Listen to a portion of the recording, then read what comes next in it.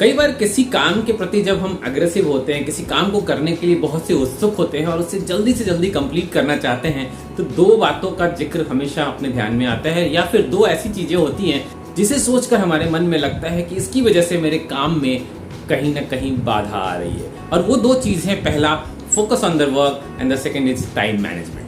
जी हाँ, फोकस करना और टाइम मैनेजमेंट करना ये बहुत ही इंपॉर्टेंट रोल निभाता है किसी काम को अकम्प्लिश करने में, किसी काम को कंप्लीट करने में और प्रोग्रेसिव नेचर के साथ किसी काम को आगे बढ़ाने में और जीत हासिल करने में। आज के इस वीडियो में हम यही डिस्कस करने वाले हैं कि आखिर किस प्रकार से हमें बाधाएं आती हैं और उन बाधाओं को किस प्रकार से उबर कर आगे की तरफ लगातार प्रोग्रेसिव हो सकते हैं। सबसे पहली बात करते हैं टाइम मैनेजमेंट की। आज हम इसमें ये डिस्कस करेंगे कि जो दिया गया टाइम है, जो हमारे 24 घंटे का टाइम है, उस टाइम को बेटर कैसे यूटिलाइज कर सकते हैं। जी हाँ, दिन भर हम कुछ ना कुछ ऐसा काम कर रहे होते हैं जिसकी वजह से हमारा टाइम स्पेंड तो होता है, लेकिन डे एंड पे जब हम उसी को कैलकुलेट करते हैं, उसी का फिर वापस से लेखा जोखा करते हैं, तो पाते हैं कि बहुत सारा टाइम हमने इधर उधर ही व्यर्थ में गवा दिया और जो इंपॉर्टेंट काम था वो कर ही नहीं पाए। हमारा काम पेंडिंग रह गया और पेंडेंसी की लिस्ट धीरे धीरे बड़ी होती जाती है।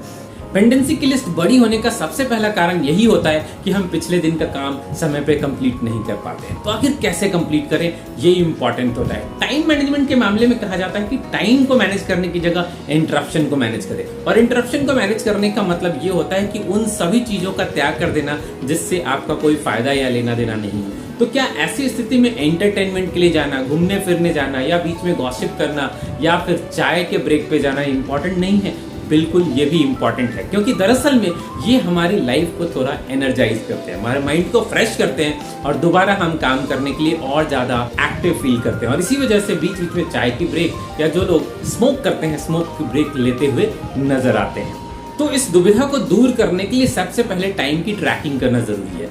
आप एक रेगुलर रूटीन बनाएं और उसे रेगुलर नोट करें कि कितना टाइम आपने कौन सी एक्टिविटी के ऊपर स्पेंड किया। इनिशियली आपको कोई प्लानर बनाने की जरूरत नहीं है। May be first 2 days, 3 days, 4 days या हो सकता है फॉर अ वीक आपको सिर्फ नोट करने की जरूरत है कि हर दिन आप पूरे दिन का समय किस प्रकार से व्यतीत कर रहे हैं, कौन सा हिस्सा आप कहाँ यूटिलाइज कर रहे हैं या कहाँ पे ज्यादा स्पेंड कर रहे हैं। आप लंच के लिए कितनी देर के लिए जाते हैं, चाय का ब्रेक आप कितनी बार लेते हैं और कितने कितने देर के लिए लेते हैं, आप काम करते समय फोकस होकर कितनी देर काम कर पाते हैं और कितनी देर आप इंटरप्ट हो जाते हैं, आप काम के बीच में दूसरा काम आने पर कितनी बार ऐसा होता है जब आप एक काम को छोड़कर जंप करके दूसरे काम में चले जाते हैं। ये सारी चीजों को नोट कीजिए। कई बार ऐसा होता है कि आप एक इंपॉर्टेंट काम में लगे होते हैं, इसी बीच में आपके फैमिली की कोई इमरजेंसी कॉल आती है या फिर आपके कलीग या आपके सुपरवाइजर की इंपॉर्टेंट कॉल आती है और आपको एक और नया काम करने के लिए दे दिया जाता है।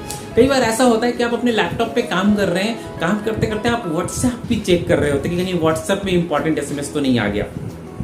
ये सारी चीजें जरूरी है क्योंकि दरअसल में ये आपको रिफ्रेश करता है, लेकिन इंपॉर्टेंट ये है कि कितना टाइम इस पे दिया जाना चाहिए, इसका कोई लेखा जोखा नहीं है। और इसीलिए सबसे पहले जरूरी है कि पहले 1 वीक तक शायद आपको सिर्फ नोट करने की जरूरत है। जब एक बार ये सारी टाइमिंग आप नोट कर लेंगे, देन आप उसको कैलकुलेट कीजिए कि कौन सी चीजों में आप कितना टाइम स्पेंड कर रहे हैं, एंड उसके बाद आपको रिवार्ड एंड रिकॉग्निशन के फॉर्म में अपने टाइम टेबल को बनाना होगा। मे बी आप कुछ इस तरीके का काम कर सकते हैं कि एक समय में आप एक ही काम पे फोकस कीजिए और उसके बाद रिवार्ड के रूप में अपने आप को 15 मिनट्स का ब्रेक दीजिए। फॉर एग्जांपल, अगर चाय की तलब आपको बार बार आती है, आपको ऐसा लगता है कि हर 2 घंटे के बाद आपको चाय पीनी चाहिए और उस चाय को पीने के बाद आपको एनर्जी महसूस होती है और आप काम में दोबारा लग जाते हैं, तो इंपॉर्टेंट ये है कि उस 2 घंटे से पहले का हिस्सा जो है ना, किसी एक काम के ऊपर फोकस कर दीजिए। 2 काम या 3 काम मत रखिए। अपनी लिस्ट को इस तरीके से डिजाइन कीजिए कि एक समय में एक ही काम पे फोकस करेंगे और उस फोकस्ड काम के कंप्लीट होने पे अपने आप को रिवार्ड देंगे। कमिटमेंट कीजिए कि मैं ये काम तभी करूंगा जब ये कंप्लीट हो जाएगा, और ये कमिटमेंट आप अपने कलीग्स को भी बता दीजिए। अगर इस बीच में कोई नया काम आता है तो पोलाइटली आपको मना करना है कि नेक्स्ट 2 आवर्स के लिए मैं काम पे ऑलरेडी असाइंड हूँ, बिटवीन दिस 2 आवर्स में ये काम नहीं कर सकता। और मे बी अगर एक नया काम मुझे शुरू करना है तो दूसरे काम को जो मैं पहले से ऑलरेडी कर रहा हूँ उसको पोस्टपोन करने की जरूरत है। यानी कि वेल डिसाइडेड, वेल डिस्कस्ड काम होगा तो आपका काम इंटरप्ट भी नहीं होगा और पेंडेंसी का प्रेशर जो आपके दिमाग पे चल रहा है वो नहीं चल रहा होगा। जी हाँ, बहुत इंपॉर्टेंट है कि आप टाइम को इस तरीके से ट्रैक जरूर करें। कुछ लोग पोमोडोरो टेक्निक भी अपनाते हैं, जैसे 25 मिनट्स का काम, फिर 5 मिनट का ब्रेक, फिर 25 मिनट्स का काम, फिर 5 मिनट का ब्रेक। ये छोटी छोटी ब्रेक्स आपको एनर्जी दे जाती है और काम भी आपको इतना लंबा नहीं खींचता जिसकी वजह से आप बोर हो जाए। तो ये आप पे डिपेंड करता है कि एक काम को फोकस रूप से आप कितने मिनट तक कर सकते हैं, 25 minutes, 45 minutes, 1 hour 45 minutes, all depends on you. लेकिन ये आप तभी कर पाएंगे जब पहले आप टाइम ट्रैकिंग का इवैल्यूएशन करेंगे। पहले एक वीक तक आप उसे नोट कीजिए, अंदाजा लगाइए कि कौन सा टाइम आप किस समय सबसे ज्यादा कौन सी एक्टिविटी पे इन्वेस्ट करते हैं और कौन सा वो वक्त है जिस समय आप सबसे ज्यादा अपने आप को एनर्जेटिक फील करते हैं और आप फोकस्ड होकर काम कर पाते हैं। कुछ लोग दिन की शुरुआत में सबसे ज्यादा फोकस्ड और एनर्जेटिक होते हैं, जैसे कि सुबह 10 बजे या 9 बजे।